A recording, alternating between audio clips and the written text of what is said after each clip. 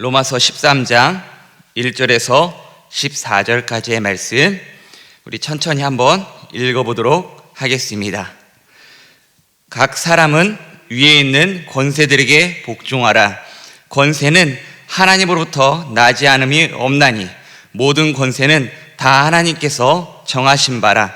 그러므로 권세를 거스르는 자는 하나님의 명을 거스림이니 거스르는 자들은 심판을 자취하리라. 다스리는 자들은 선한 일에 대하여 두려움이 되지 않고 악한 일에 대하여 되나니 내가 권세를 두려워하지 아니하려느냐. 선을 행하라. 그리하면 그에게 칭찬을 받으리라.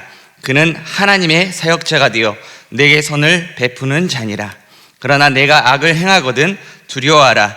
그가 공연히 칼을 가지지 아니하였으니 곧 하나님의 사역자가 되어 악을 행하는 자에게 진노하심을 따라 보응하는 자니라. 그러므로 복종하지 아니할 수 없으니 진노 때문에 할 것이 아니라 양심을 따라 할 것이라. 너희가 조세를 바치는 것도 이로 말미암음이라. 그들이 하나님의 일꾼이 되어 바로 이 일에 항상 힘쓰느니라. 모든 자에게 줄 것을 주되 조세를 받을 자에게 조세를 바치고 관세를 받을 자에게 관세를 바치고 두려워할 자를 두려워하며 존경할 자를 존경하라. 피차 사랑의 빚 외에는 아무에게든지 아무 빚도 지지 말라. 남을 사랑한 자는 율법을 다 이루었느니라. 간음하지 말라, 살인하지 말라, 도둑질하지 말라, 탐내지 말라 한 것과 그 외에 다른 계명이 있을지라도 내 이웃을 내 자신과 같이 사랑하라 하신 그 말씀 가운데 다 들었느니라. 사랑은 이웃에게 악을 행하지 아니하나니 그러므로 사랑은 율법의 완성이니라. 또한 너희가 이 시기를 알거니와 자다가 깰 때가 벌써 되었으니 이는 이제 우리의 구원이 처음 믿을 때보다 가까웠음이라. 밤이 있고 낮에 가까웠으니 그러므로 우리가 어둠의 일을 벗고 빛의 갑옷을 입자. 낮에와 같이 단정해야 하고 방탕하거나 술 취하지 말며 음란하거나 호색하지 말며 다투거나 시기하지 말고 오직 주 예수 그리스도로 옷 입고 정욕을 위하여 육신의 일을 도모하지 말라. 아멘. 저는 오늘 로마서 13장 1절에서 14절 말씀을 통해서 예수 그리스도로 옷 입자라는 제목으로 함께 은혜를 나누고자 합니다. 예배 전에 미리 광고를 잠깐 드리도록 하겠습니다. 아까 한 4시 40분쯤에 사이렌이 한번 울렸습니다. 화재 경보가 울려가지고 급하게 지금 안내실 가서 확인을 해봤는데 이게 가끔씩 이렇게 울릴 때가 있다고 합니다. 그래서 혹시 예배 중간에 또 울릴 수도 있어요. 그러면 당황하지 마시고 한 분이 1층의 안내실에 확인을 다시 한번 해주시기 바랍니다. 오작동일 수도 있지만 그럼에도 불구하고 한번 이렇게 안전 차원에서 한 분이 꼭 확인을 부탁드리도록 하겠습니다. 이게 사이렌이 갑자기 울리면 우리가 놀라잖아요.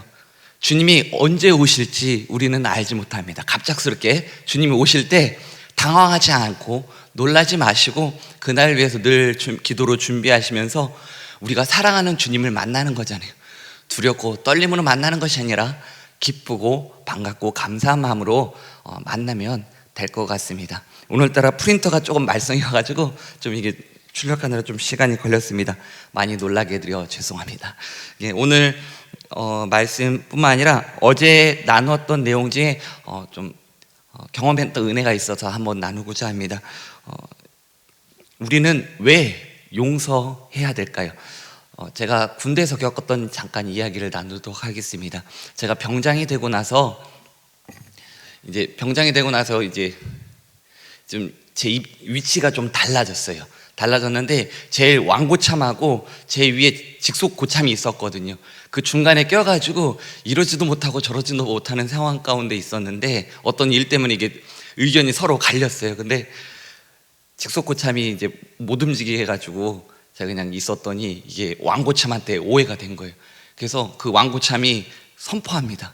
내가 제대할 때까지 쟤는 절대 병장 대접을 못 받을 줄 알라고 2등병처럼 대하겠다는 거예요. 신병처럼 대하겠다는 거예요. 그래서 아예 대놓고 이 저녁 점호 때 모여있을 때 저를 그렇게 아예 모욕을 주면서 이렇게 괴롭히기 시작합니다. 그러니까 이게 이제 위에 고참들도 이제 다 이제 저를 완전히 이제 주목하는 것이죠. 그랬는데 그런 일이 있다 보니까 이게 엄청난 스트레스가 되더라고요. 그래서 있다가 아침 점호 때 어느 날 서 있는데 너무 괴롭고 힘든 거예요. 그래서 제가 그때 신앙이 밑바닥이었는데 주님께 그냥 이렇게 기도했습니다. 하나님, 정말 쉬고 싶습니다. 제가 이대로 이대로 가면은 타령을 하든지 제가 이렇게 못 버틸 것 같다고 그랬는데, 어느 며칠이 지나고 나서 제가 갑자기 빈혈 증세가 온 거예요. 그래서 연병장을 다 이렇게 돌지도 못하고 지쳐가지고 있는데, 그것 때문에 이제 또 저는 이제 고참들한테 이 갈굴, 그러니까 괴롭힐 이유를 하나 더 얻게 된 거죠. 그걸 가지고 이제 저를 계속 이제 괴롭히고 막 비방하고 욕하고 막 그랬거든요. 그래서 나중에 이제 무슨 일 때문에 휴가를 나왔다가 병원에 한번 갔어요. 그래서 상황을 이해하고 제가 변이 검은색으로 나옵니다. 변비처럼. 그랬더니 그 사람이, 의사 선생님이 빨리 큰 병원 가서 검사를 받아보라는 거예요. 위에 뭐가 문제가 있는 것 같다고, 어디서 피가 나는 것 같다. 그래서 큰 병원에 갔더니 위궤양인데, 위궤양이 심해져서 거기서 피가 새가지고 이제 이게 병원에 빨리 가서 치료를 받으라고 하더라고요. 그래서 군대에 들어가서 바로 의무대 거쳐가지고 후송병원으로 입원을 하게 됐습니다. 그 3개월 정도를 입원하게 됐는데, 그 사이 동안 어떤 일이 있었냐면, 제가 너무 마음이 괴롭고 힘들어서 그 병원 안에 있는 교회가 있었어요. 평일마다 찾아가서 계속 기도를 하면서 있는데 제 마음에는 용서가 안 되는 거예요. 또 부대에 들어가면 이게 걱정이 되는 거예요. 고참들 때문에. 이걸 어떻게 극복해야 될지 몰라서 그냥 기도하고 있었는데, 그 3개월 동안 어떤 일이 있었냐면, 저를 괴롭혔던 모든 고참들이 다 제대를 하게 되었습니다. 그리고 제가 부대에 들어갔을 때, 다시 돌아갔을 때 어떤 일이 있었냐면, 부대가 개편이 됐어요.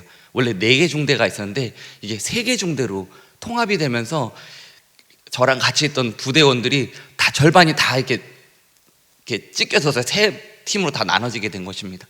그리고 저를 괴롭혔던 이유 중에 하나 무엇이었냐면, 동기가 없었어요. 그러니까 저 혼자만 있었거든요. 그러니까 모든 화살이 저한테 다 날아왔는데, 부대가 개편되면서 갔던 그 중대는 제 동기가 12명으로 늘어난 거예요. 그러니까 아무도 저를 건드릴 수가 없는 거예요. 그리고 그 중대의 특징은 무엇이냐면, 병장은 절대 건드리지 않아요. 같은 병장들끼리는 그냥 편하게 지내고 건드리지 않아가지고 제가 군생활 동안에 편안히 잘 마칠 수 있었던 것을 보게 되었습니다. 생각해 볼 때 하나님, 어떻게 이런 일이 있었을까 생각할 때 문득 그때가 떠올랐어요. 제가 너무나 지치고 힘들 때, 하나님, 저 정말 힘듭니다, 쉬고 싶습니다, 그 기도를 주님이 듣고 계셨더라고요. 그 가운데 한 가지 받았던 은혜는 뭐냐면, 그 3개월이 있는 동안에 고참들이 제대했잖아요. 제가 먼저 전화를 걸어서 혹시 저 때문에 마음이 어려운 점이 있었다면 용서해달라고, 그렇지만 제대 축하한다고, 건강하게 제대한 거 정말 축하한다고 축하하면서 모든 관계를 이렇게 푸는 시간들이 되었습니다.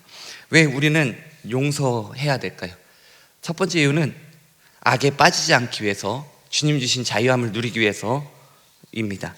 그래야 내가 살 수 있기 때문입니다. 미움에 갇히면, 원망에 갇히면, 어두운 감정에 갇히면 그 감정이 나를 점점 어둠 속으로 빠져들게 합니다. 또 분노로 인해서 내 마음이 공격적으로 변하며 결국 나를 상하게 하더라고요. 그러나 용서할 때 주님 주신 자유함을 누리게 됩니다.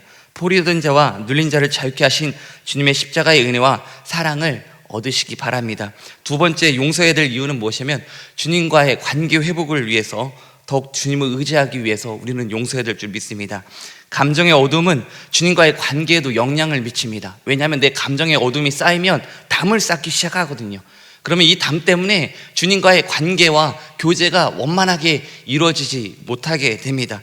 주님에 대한 신뢰도 떨어지게 되고요, 믿음이 약해지고 심지어 주님에 대한 원망으로까지 이어지게 됩니다. 왜 나를 그 자리 가운데 두셨습니까? 왜 그 상황에 주님 나를 도와주지 않습니까?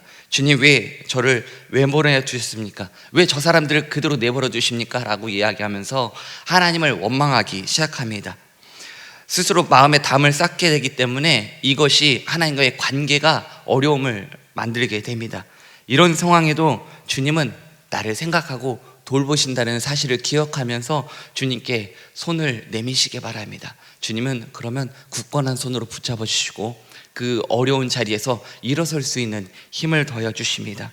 세 번째 우리가 용서해야 될 이유는 나도 누군가에게 용서받지 못할 사람일 수 있습니다. 내가 모르는 사이에 나의 행동과 말로 인해서 어느 누구가 상처받아서 나에게도 동일한 마음을 품을 수 있기 때문입니다. 마태복음 5장 7절 말씀에 보니까 긍휼히 여기는 자는 복이 있나니 그들이 긍휼히 여김을 받으리라 말씀하고 있습니다. 우리가 상대방을 긍휼히 여길 때 우리도 그 긍휼하심을 입을 수 있게 됩니다. 마지막 네 번째로는 무엇이냐면 회개할 기회를 주기 위해서입니다. 로마서 12장 20절 말씀 보니까 내 원수가 줄이거든 목이고 목마르게 하든 마시게 하라. 그리함으로 내가 숯불을 그 머리에 쌓아 놓으리라 말씀하고 있습니다. 이 말씀을 잘못 오해해서 용서하고 싶지 않은 마음이 있는데 그 사람을 위해서 기도하면서 이렇게 기도할 수 있습니다. 주님, 오늘도 원수 머리에 내가 숯불 하나 얹습니다 라고 생각하면서 내가 용서해 보겠습니다 이렇게 생각할 수 있습니다. 근데 이 용서의 주체는 내가 아니에요. 주님 주시는 힘을 가지고 우리가 용서할 수 있는 것입니다. 주님이 이 용서를 할 수 있도록 우리가 힘을 주기 때문에 우리가 용서할 수 있는 것입니다. 여기서 나오는 숯불은 두 가지 의미로 봅니다. 하나는 하나님의 진노고요, 하나님은 회개입니다. 잠언 25장 21절에서 22절 말씀이 이 로마서 12장 20절을 근거로 삼은 말씀인데, 여기 보니까 세번역 성경에서 뭐라고 이 숯불을 이야기하냐면 그의 낯을 뜨겁게 하는 것이며 라고 이야기합니다. 이 숯불이라는 것은 무엇이냐면 그 사람을 부끄럽게 만들어서 그가 회개하고 돌이키고 용서를 구할 수 있는 기회를 만들어준다는 것입니다. 상대방에게 회개할 수 있는, 돌아올 수 있는 시간을 주는 것이 바로 이 용서입니다. 우리 하나님은 인재와 자비와 긍휼이 무궁하시고 노하기를 더디하시는 분이십니다. 노하기를 더디하시기 때문에 우리가 돌이키고 하나님께 회개할 시간을 얻을 수 있습니다. 만약 하나님이 노하기를 더디하지 아니하시면 여기서 살아남을 수 있는 사람은 아무도 없습니다. 왜냐하면 아무도 자기 의로는, 자기 방법으로는 이 거룩하신 하나님 앞에 나아갈 수 없거든요. 내 힘으로는 용서할 수 없습니다. 그러나 주님 주시는 사랑과 힘을 얻게 되면 우리는 용서할 수 있을 뿐만 아니라 서로에게 먼저 손을 내밀 수 있습니다. 오늘 용서하지 못하는 마음이 있습니까? 아니면 용서를 구할 수 있는 용기가 없으신 분들이 계십니까? 기도하면서 주님의 손을 붙잡으시기 바랍니다. 주님께서 그 마음을 붙잡아 주시고 용서할 수 있는 마음을 더하여 주십니다. 용서해야 내가 삽니다. 용서해야 하나님과의 관계가 회복됩니다. 용서해야 나도 긍휼히 여김을 받습니다. 오늘 그 은혜가 있기를 주님의 이름으로 축원드립니다. 이어서 본문으로 들어가겠습니다. 사도 바울은 13장부터는 교회가 지켜야 할 문제들에서 설명하기 시작합니다. 우리 1절 말씀만 한 번 더 읽어보겠습니다. 각 사람은 위에 있는 권세들에게 복종하라. 권세는 하늘부터 나지 않음이 없나니 모든 권세는 다 하나님께서 정하신 바라. 아멘. 사도 바울은 첫 번째로 권세를 인정하라고 이야기합니다. 유대인들에게는 사내들이라는 이 통치 기구가 있었습니다. 이게 의사 결정하는 기관이 있었죠. 이 사내들인을 통해서 예수님의 십자가에 결국엔 못 박히는 사건까지 연결하게 되는 그런 이 의결 기관입니다. 이 사내들인은 로마의 통치자들과 협상을 벌여서 이 로마 제국 당시에 유대인들의 권익을 보호하는 역할을 하기도 했습니다. 그래서 이 로마 전역에 흩어져 있던 유대인들은 다 사내들인에서 내리는 결정을 따르곤 했습니다. 그러나 교회에는 어떠합니까? 이 로마에 있는 교회들은 유대인만 있는 것이 아니라 이방인 성도들도 있었습니다. 그래서 이 사내들의 결정을 따를 수가 없습니다. 또한 그리고 이 사내들인 공동체는 이 사내들인 의사 결정 기구는 유대교입니다. 이 로마 교회는 기독교입니다. 예수님을 믿는 사람이기 때문에 이게 섞일 수가 없고 거기서 결정하는 의사를 받아들이기에는 굉장히 이 성질이 달라진 것이 되었던 것이죠. 그래서 바울은 세상의 권세가 모두 하나님으로부터 난 것이기 때문에 복종해야 하며 세상의 권세를 거스르는 것은 하나님의 명령을 거스르는 것이라고 설명하면서 비록 이 권세자들이 하나님을 인정하지 않더라도 하나님이 그들을 통해 일하시기에 그들을 따르는 것이 옳다라고 이야기합니다. 예를 들어 바빌론 왕 느부갓네살에 대해서 하나님은 내 종이라고 칭하면서 이 이스라엘 백성들을 이렇게 벌하는 도구로 사용하기도 했습니다. 또 바산 고레스에 대해서는 내 목자라 칭하시면서 이 바산 고레스를 통해서 어떠합니까? 바벨론 제국을 멸망시키고 남유다 백성들을 포로에서 해방시킬 뿐만 아니라 그들이 이 고향 땅으로 돌아올 수 있도록 길을 만들어 주시는 것을 보게 됩니다. 하나님이 권세자를 세우시고 통치하시는 목적은 사람들의 생명과 재산을 보호하기 위해서입니다. 만약 정부가 없고 법도 없다면 세상에는 온갖 범죄가 가득할 수밖에 없게 되기 때문입니다. 그래서 사도 바울은 세속 통치자들이 사회 질서를 유지하는 등의 선한 일을 담당하고 있기에 그들의 통치를 따르기를 두려워하지 말고 나아가라고 이야기하고 있습니다. 그러나 악한 권력을 향해서는 침묵하거나 방관하라고는 하지 않습니다. 만약 하나님에 대한 순종을 범한 일을 요구하거나 예배에 대한 부분들을 예배를 제한한다거나 하는 것에 대해서는 따르기는 어렵습니다.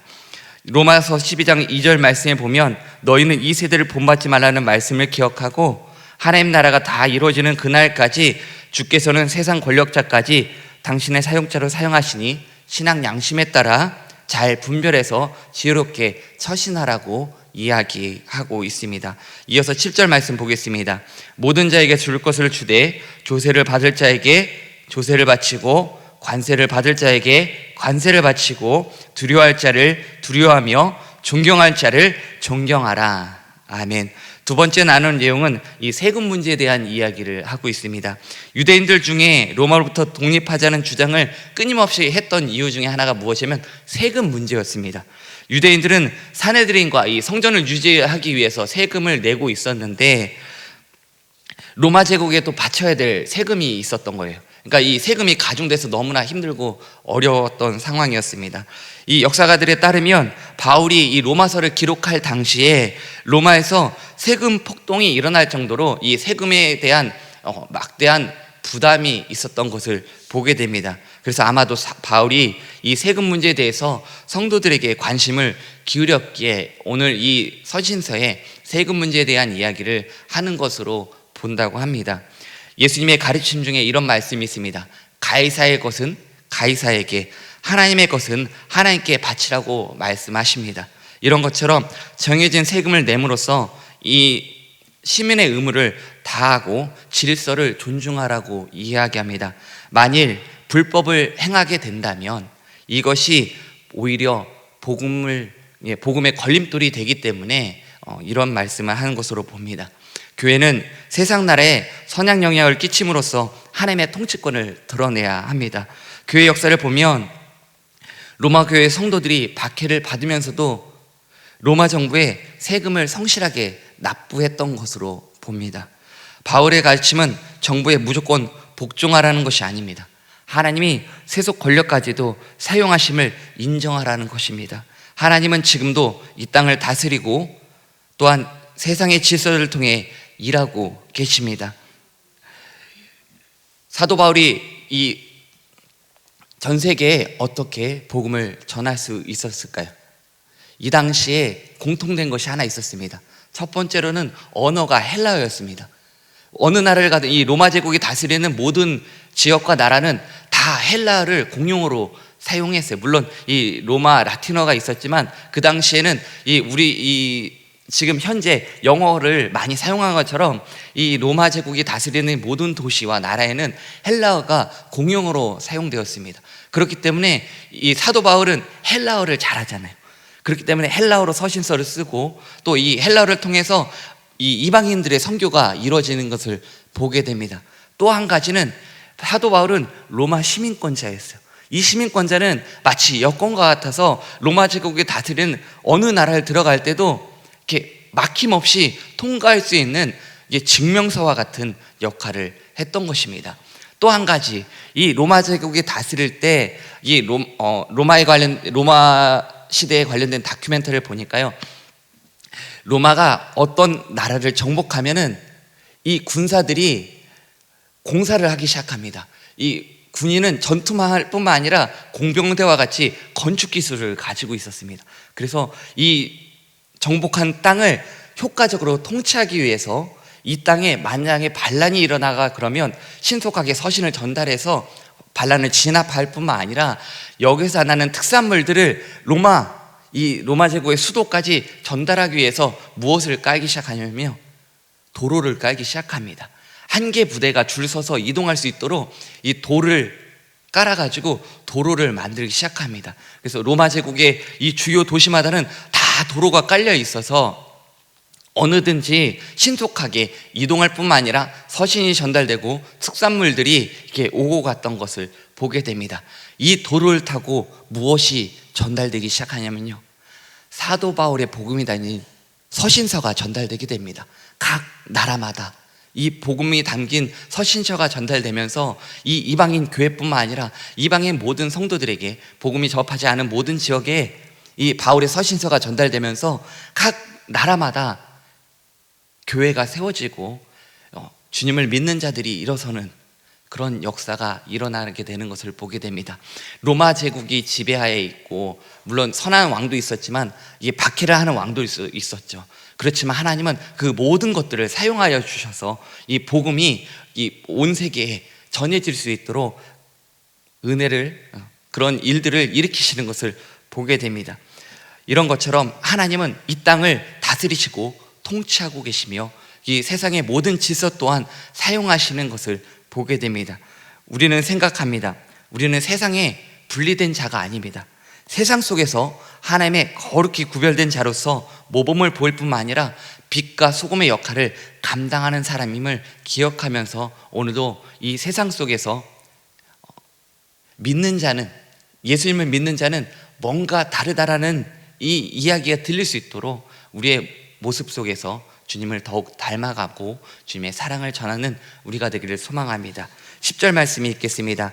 사랑은 이웃에게 악을 행하지 아니하므로 그러므로 사랑은 율법의 완성이니라. 아멘. 사도 바울은 사랑의 계명을 따르라고 이야기합니다. 사도 바울은 다른 사람을 사랑할 수 있으면 율법을 완성한 것이라고 이야기합니다. 왜냐하면 사랑에 모든 것이 다 포함되어 있기 때문인 것이죠. 누군가를 사랑하게 된다면 그 사람을 위해서 무엇이든지 좋은 것을 행하기를 원합니다. 좋은 생각을 할 뿐만 아니라 좋은 것을 주기 위해서 노력하게 됩니다. 그렇기 때문에 사랑하게 되면 악을 행하지 않기 때문에 이 율법의 모든 것들을 완성하게 되는 것이죠. 쉽게 말하면 대표적인 계명들을 하면은 무엇을 하지 말라는 것들이 굉장히 많습니다. 이 공통적인 특징은 악을 행하지 말라는 내용들이 있는 것이죠. 우리를 향한 계명 중에 볼 때 만약에 이 사랑을 하게 되면은 악을 행하지 않기 때문에 이 모든 율법을 완성하게 되기 때문에 사도 바울은 다른 누군가를 사랑하기 위해서 노력하라고 이야기합니다. 내 마음에 들지 않는다고 할지라도 우리의 마음을 변화시키고 사랑할 수 있는 힘을 주시는 분이 계십니다. 바로 성령님이십니다. 성령님은 우리의 마음을 늘 새롭게 하여 주시는 분이십니다. 그러므로 우리가 다른 사람을 사랑하기 위해서는 어떻게 해야 됩니까? 늘 성령의 충만함을 간구하시기 바랍니다. 성령의 충만함이 임하게 될 때 우리는 그 부어주시는 힘으로 다른 이웃을 사랑할 수 있게 됩니다. 우리 마지막으로 12절에서 14절 말씀 읽어보도록 하겠습니다. 밤이 깊고 낮이 가까웠으니 그러므로 우리가 어둠의 일을 벗고 빛의 갑옷을 입자. 낮에와 같이 단정히 행하고 방탕하거나 술 취하지 말며 음란하거나 호색하지 말며 다투거나 시기하지 말고 오직 주 예수 그리스도 옷 입고 정욕을 위하여 육신의 일을 도모하지 말라라고 말씀합니다. 마지막 네 번째로 사도 바울은 그리스도로 옷 입자라고 이야기합니다. 바울은 유대인과 이방인이 예수 그리스도 안에서 하나가 되었음을 선포하지만 그렇다고 해서 이방인이 가지고 있는 부패한 문화와 그런 세속적인 것들을 받아들이는 것을 원치 않습니다. 그것과는 오히려 이 악한 문화로부터는 철저히 끊어내라고 이야기합니다. 그렇지만 성도는 어떠합니까? 세상에서 이 이방인 성도뿐만 아니라 주님을 믿지 않는 사람들과도 섞여서 살아가고 있기 때문에 가져야 될 것이 있습니다. 그것은 뭐냐면 시대를 분별하는 영적 안목과 분별력이 필요합니다. 그렇기 때문에 늘 이 말씀 가운데 자신을 비출 뿐만 아니라 말씀을 통해서 분별력을 갖고 세상을 바라보고 시대를 분별할 수 있는 지혜가 필요합니다. 무엇이 하나님이 기뻐하시는 것인지, 무엇이 하나님이 원치 않으시는 것인지 잘 분별할 필요가 있습니다. 바울은 자다가 깰 때가 되었다라고 말하며 음란, 방탕이 가득한 세상에서 끌려다니지 말라고 이야기합니다. 특히 이방인 성도를 향해서 이전까지 즐기던 이게 어둠의 모습을 벗어버리고 진리에 속한 빛의 삶을 살라고 이야기합니다. 그래서 그리스도로 옷 입으라고 말씀하며 권면합니다. 이 말씀은 무엇이냐면 그리스도를 닮아가며 주님의 재림을 소망하라고 이야기합니다.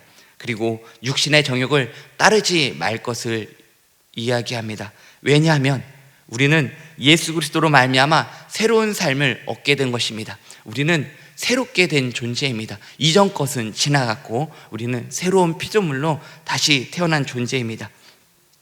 왕자와 거지 이야기가 있습니다. 왕자와 거지가 똑같이 닮아가지고 만나서 신기했는데 서로의 삶을 너무나 원했어요. 그래서 서로 옷을 바꿔 입게 됩니다. 왕자는 거지 옷을 입게 되고요, 거지는 왕자의 옷을 입게 됩니다. 그 결과 어떻게 됩니까? 거지의 옷을 입은 왕자는 거지 소굴로 끌려가게 되고요, 왕자의 옷을 입은 거지는 왕궁으로 모셔가게 됩니다. 예수님께서 이 땅에 오셔서 죄로 인해 죽을 수밖에 없는 우리를, 가난과 고통과 저주 가운데 있는 우리에게 주님은 친히 찾아오셔서 우리와 서로 자리를 바꿔 주셨습니다. 왕자와 거지가 옷을 서로 바꿔 입고서 서로의 신분과 서로의 상황이 바뀌듯이 예수님은 우리를 대신해서 가난과 질병과 저주의 옷을 입으셨습니다. 그리고 예수님은 우리에게 용서와 의와 축복의 옷으로 바꿔 입혀 주었습니다. 오늘 그 은혜 때문에 오늘 이 자리에 예배할 수 있을 뿐만 아니라 하나님의 자녀로 우리가 회복되었음을 믿음으로 바라보시기 바랍니다. 예수님의 이 놀라운 구원의 의를 기억하면서 우리는 이제 육체의 옷을 벗어 던지고 그리스도로 옷 입기 위해 끊임없이 말씀과 기도와 성령의 능력을 힘 입으시기 바랍니다. 마귀는 끊임없이 우리를 정죄하며 우리의 틈을 노리며 우리를 넘어뜨리려고 합니다. 그렇기 때문에 늘 깨어 기도하며 믿음으로 일어서기 바랍니다. 바울은 비록 현실의 어둠은 더 깊어가는 것처럼 보이지만 그럴수록 구원의 시간이 가까웠음을 이야기하며 믿음으로 굳게 설 것을 권면하고 있습니다. 주님이 언제 오실지 알지 못하지만 언제 오실더라도 우리는 기쁨으로 감사함으로 맞이할 수 있도록 늘 깨어 기도하며 준비하는 우리가 되기를 소망합니다. 이 세상을 닮아가는 것이 아니라 주님을 더욱 닮아가고 그리스도의 옷 입은 성도로서 날마다 주님을 더욱 닮아가며 믿음으로 나아가는 우리 모든 성도님 되시기를 주님의 이름으로 축원드립니다. 기도드리겠습니다. 하나님 아버지, 이제는 과거로